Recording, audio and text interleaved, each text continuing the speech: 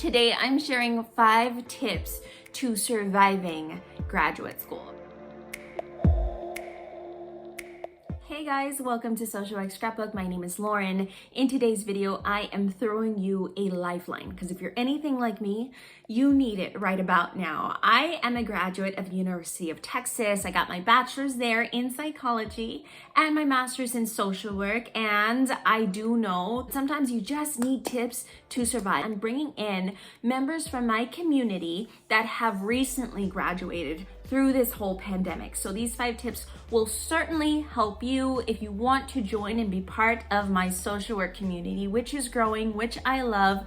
Be sure to join us over on Instagram at Social Work Scrapbook. Let's get into these tips. Starting with my number 1 tip, and this is don't be afraid to ask questions. I am that student that was super quiet.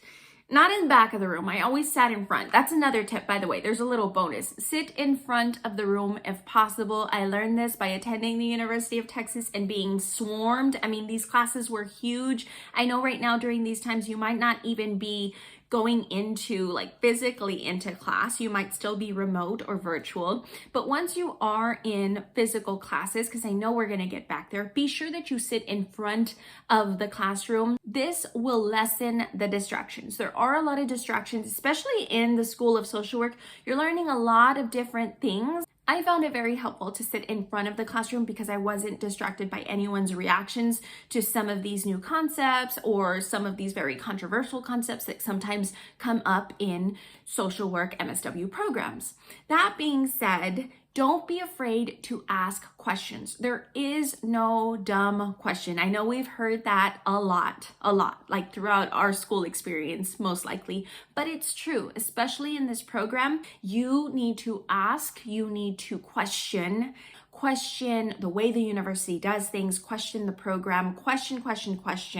That is the key. That's the root almost of social work, and you'll learn that as you go along. Everything has to be questioned. Just because something is done a certain way doesn't mean that it's appropriate, it's evidence-based, or it's correct. So that's literally why no question is dumb to ask. And I can guarantee you that almost everyone else in the classroom is thinking or having that very same question. Moving on, I want to jump into the social workers in my community that have recently graduated that have some wonderful tools. So I'm going to hand it over now and kind of show you a little piece of my interview. You can watch the whole thing up on my Instagram channel. It's under IGTV, but let me introduce to you Sheila.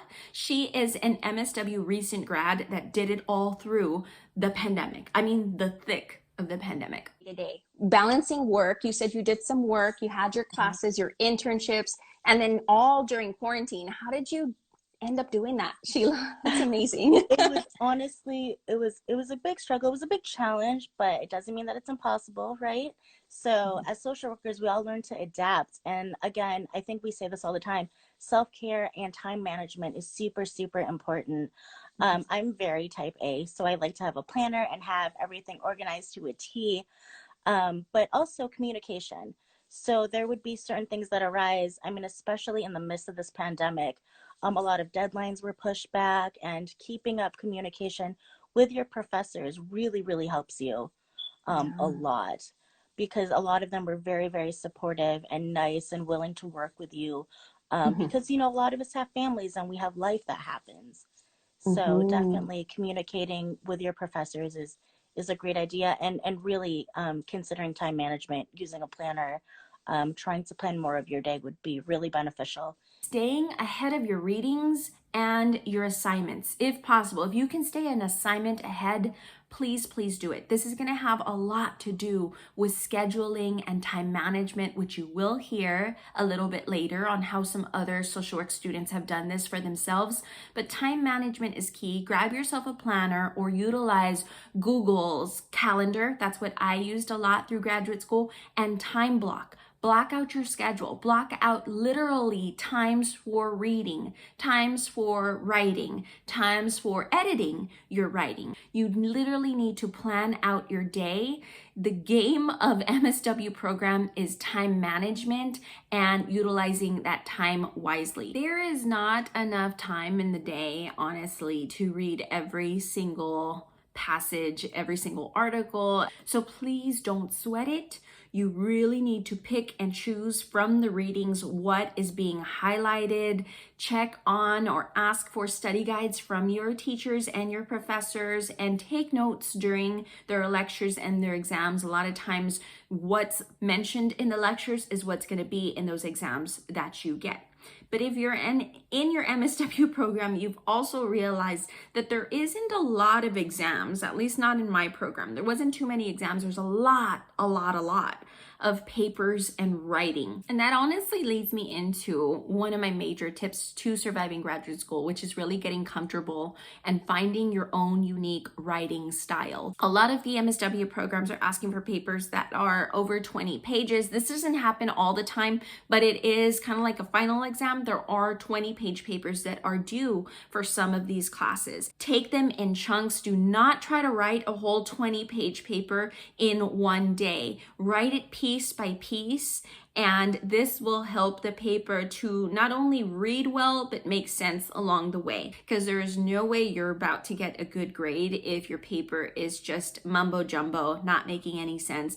And really select topics for these papers, since they are going to be 20-page long papers. Select topics that you are interested in. Let me give a quick example. When I was a student and I had to choose topics to write upon, whether it be a disorder or a certain population, I would always choose populations of interest, populations I knew I wanted to work with. So that entailed things like oppositional defiant disorder. That's something I really wanted to learn more about. I also researched a lot about veterans and their families, because that was something that I was going through personally while I was in graduate school, and a lot of topics that had to do with Latinos and interventions and treatments and theories that corresponded well with the Latino experience. And now I'm going to head over and give you another last and final tip for my social work community. Here is Stephanie, who I must say, I'm going to brag on her just a little bit.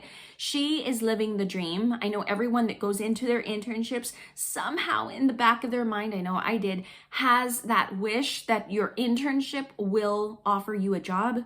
Well, that happened to Stephanie. She's going to share her tips on just how that happened and how she survived graduate school. Here we go. Here's Stephanie. Always bring a notebook that you're going to write all these things, because you're going to get a plethora of knowledge and resources. I just know colleagues were telling me books that I should read and things I should read to be with the population. I write down questions and everything, and I think you need to go with an open mind. You're going to be asked to do things you might not be comfortable with, but look at it as an experience and something that you can do and try. And I think as long as you're open and you're willing to go as hard and above as beyond as you can, I think it's a great experience. I love internships. I think it's a fun time. And you're really learning on site. You're not supposed to know it all, and please don't pretend that you do. Soak it all in. And I think, being aware, I think a question that I remember being asked and I wasn't prepared for was, what treatment modality do I like? And I'm like, I haven't even been taught treatment modalities. Is that something I need to pick? Like, it was terrifying, but you just say, I don't know, I'm open to learn, and you're learning from different ones. You're going to have imposter syndrome, but that's okay. You're not meant to know everything, and just say that and say that you're not comfortable. That's, the classes don't prepare you as much for this internship. We're social workers. We get thrown into it, and that's what we do. Yeah, and I really feel like our field is one of those things that you do. It's like taking a course on riding a bike. Like, you can hear all the parts of the bike and watch people on the bike all day long, but it's not going to click until you get on it and you feel that dynamic, and then you get in the swing of things. It takes a while. And I think you need to kind of trust in yourself. I think we're all in this field because we kind of have the same innards. We're helping people. We kind of know what we need to do. So I would love for you to join the community as well. Subscribe for more videos just like this. Every Friday will be videos specifically for soon-to-be social workers. And on Wednesdays, you'll get a little bit of insight into the field of social work and some very key social work tips. So till next time, I'm wishing you social work success.